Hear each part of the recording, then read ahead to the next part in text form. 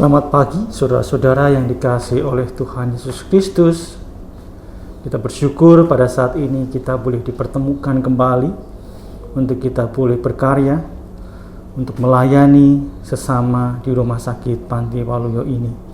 Dan pada saat ini kita akan merenungkan akan firman Tuhan sebagai landasan kita untuk dapat kita berkarya, memberi yang terbaik untuk Tuhan.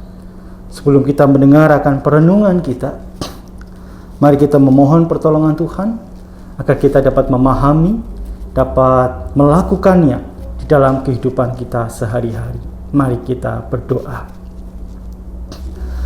Kami sungguh bersyukur Tuhan, oleh karena pada saat ini kami boleh diperkenankan kembali melayani Engkau di rumah sakit Panti Waluyo ini. Dan pada saat ini kami juga bersyukur bahwa sampai detik ini Tuhan masih membentuk kami. Tuhan masih memberi yang terbaik untuk kami. Dan pada saat ini kami akan mendengar firman-Mu ya Tuhan. Biarlah Tuhan membantu kami, membimbing kami, agar kami tidak hanya sekedar pandai untuk mendengar, tetapi kami juga pandai untuk dapat melakukan firman Tuhan di dalam kehidupan kami sehari-hari. Amin. Saudara-saudara yang dikasihi oleh Tuhan Yesus Kristus, tema kita pada saat ini adalah pembawa damai. Firman Tuhan akan terambil dari 1 Petrus pasal yang ketiga, ayat 10 sampai dengan ayat yang ke-12. 1 Petrus pasal yang ketiga, ayat 10 sampai dengan ayat yang ke-12.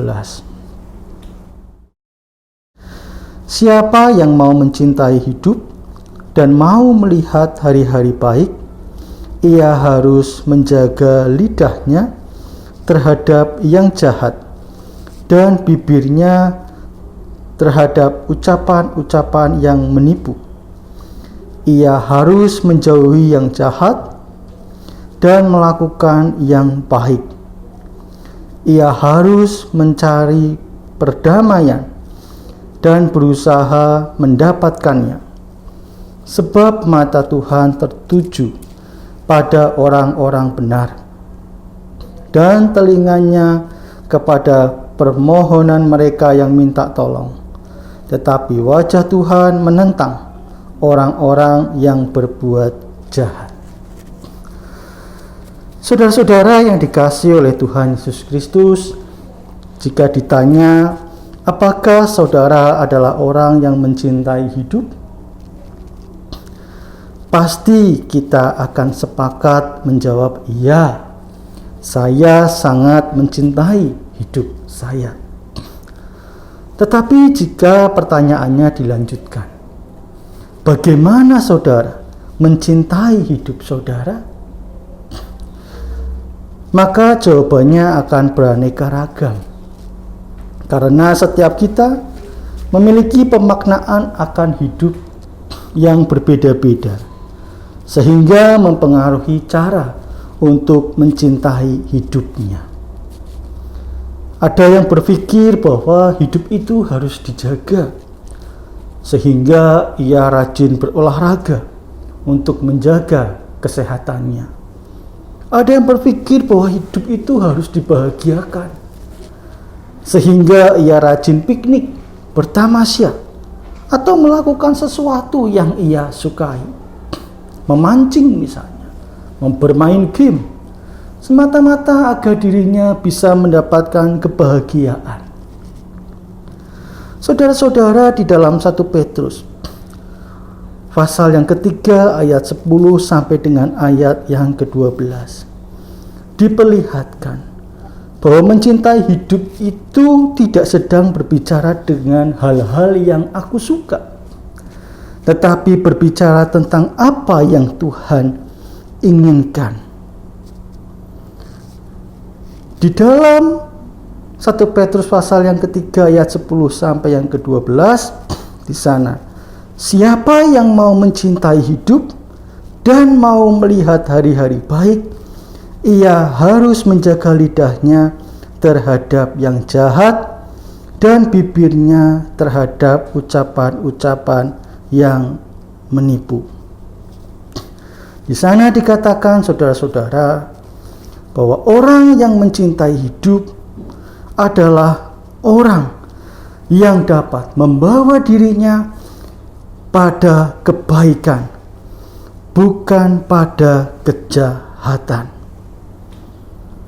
Oleh karena itu Rasul Paulus mengajak untuk menjaga ucapan dan tindakan kita pada hal-hal yang baik. Karena saudara-saudara, dengan menjaga ucapan, dengan menjaga tindakan kita, maka hidup kita akan membawa damai. Karena damai tidak akan pernah hadir pada orang yang melakukan kejahatan.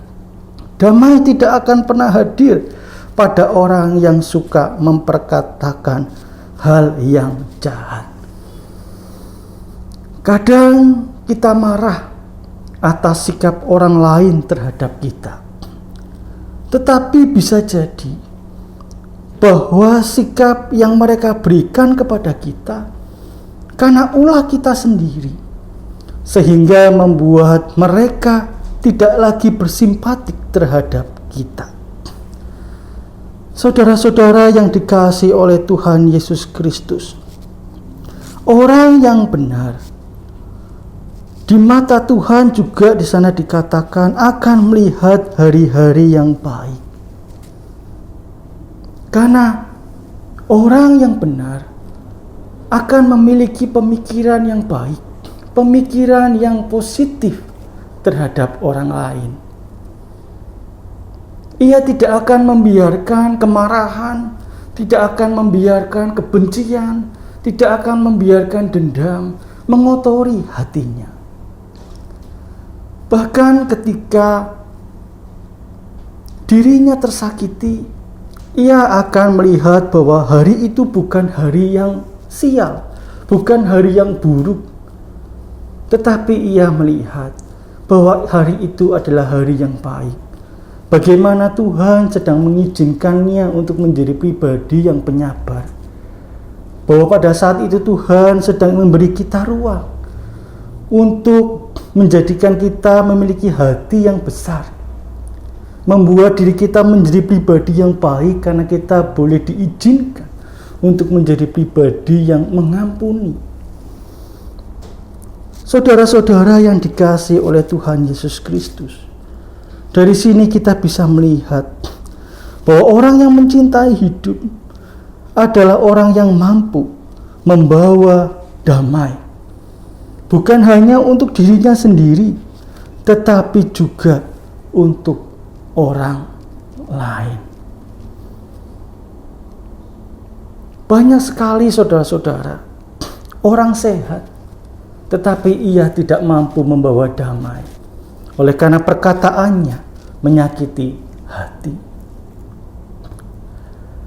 Banyak orang yang punya uang, tetapi ia tidak mampu untuk menjadi berkat bagi sesamanya.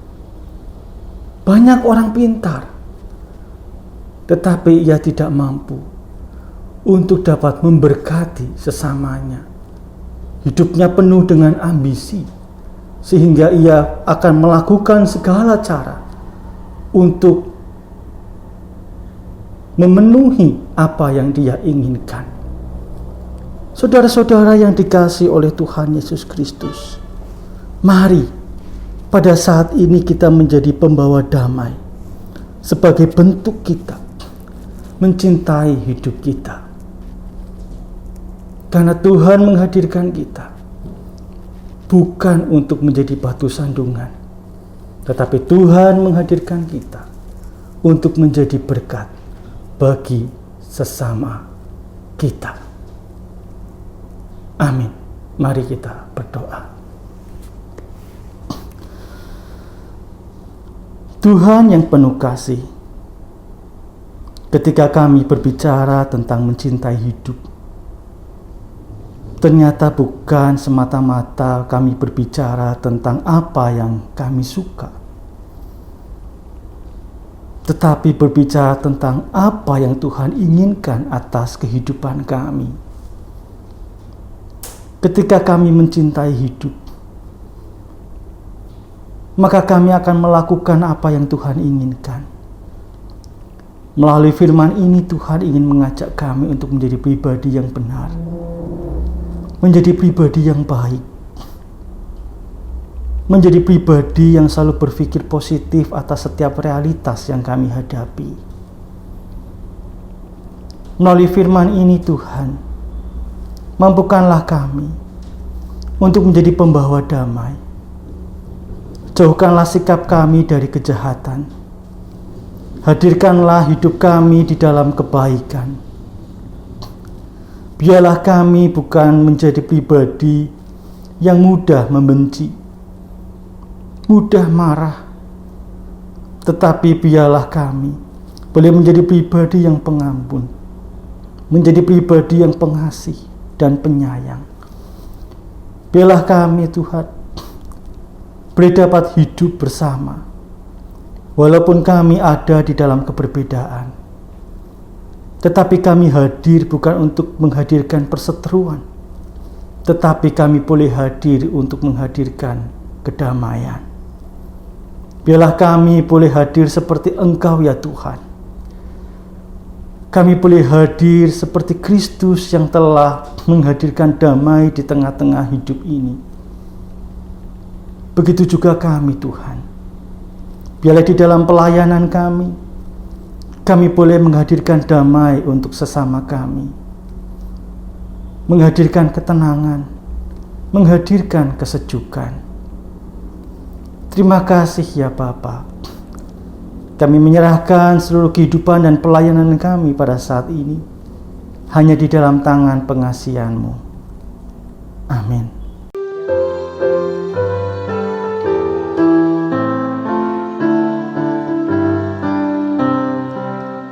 Kita harus membawa berita pada dunia dalam gelap tentang kebenaran dan kasih dan damai yang menetap, dan damai yang menetap. Karena gelap jadi remang pagi dan remang jadi siang.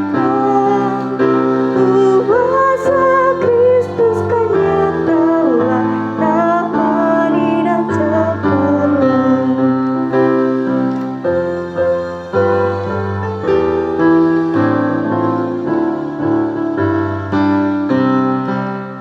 Kita harus menyanyikan gita, melembutkan hati keras, supaya senjata iblis remuk dan segala lepas, remuk dan segala lepas. Karena gelap jadi